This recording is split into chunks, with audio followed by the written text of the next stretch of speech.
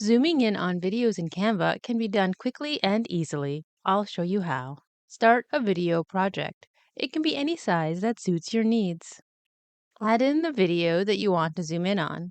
I will add one from the Canva library for the tutorial. Resize it to be the initial view you want before zooming in. Go down to the timeline at the bottom. If you do not see the timeline down here, you are probably in scroll view, so click down here to toggle to thumbnail view. Drag the slider to the point in time that you want to zoom in. Right-click on the page and select Split Page.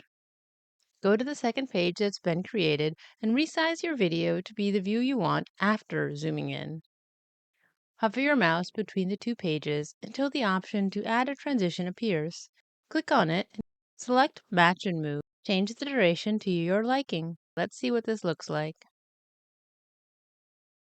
Please subscribe, and if you want to know 7 AI tools in Canva that change everything, check out this video.